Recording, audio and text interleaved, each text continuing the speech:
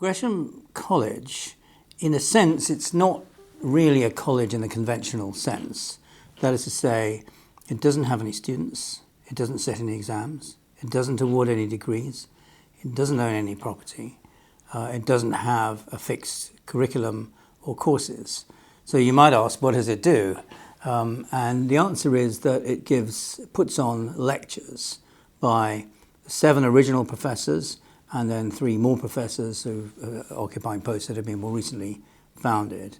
So the college puts on 130 free lectures every year from September through to June, and it puts those on the website. So we now have 1,800 lectures on our website, which you can view. We have an app you can download for free. We're getting about 7 million visits to the website this year of people who want to see lectures in whole or in part or keep coming back to them.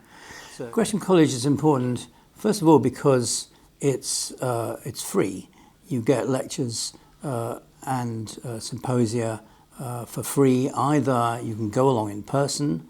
We have about 17,000 people a year come along to the college itself, or if it's a larger lecture, to the Museum of London, and you can study, you can assimilate lectures, go to lectures, you can take away the notes provided by the lecturer, you can review it on the app or on the website.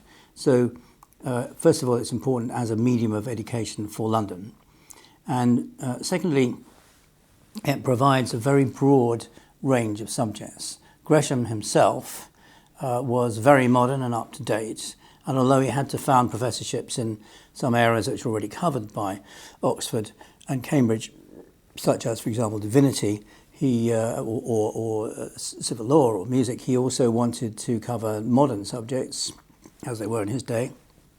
So astronomy, for example, was one of the main professorships, and that, of course, came back to Copernicus, who first propounded the idea that the Earth revolved around the sun, had an orbit around the sun, and not the other way around. And Gresham was an enthusiast for Copernican ideas. Geometry, again, this is a sort of form of mathematics, very, very modern.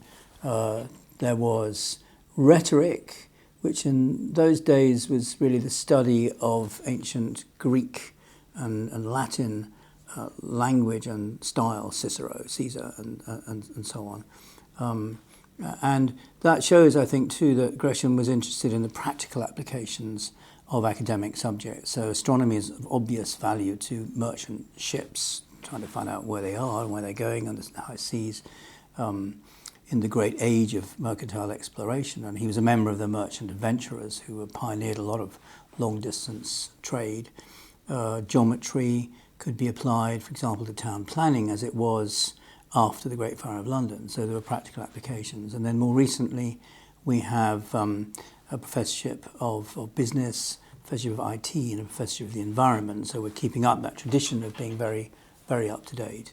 So, and with all the millions of visits we now get to the website, it's becoming a global educational resource. And there are many other subjects which are not covered by the main professorships, which are either given by lecturers who do a one-off lecture or by visiting professors, and all kinds of subjects like psychology, for example, or the professorship of physic, which means medicine, is of course again very up to date. We have lectures on all kinds of new techniques in surgery or new problems in medicine. So we have a kind of mixture of tradition and modernity in what we teach.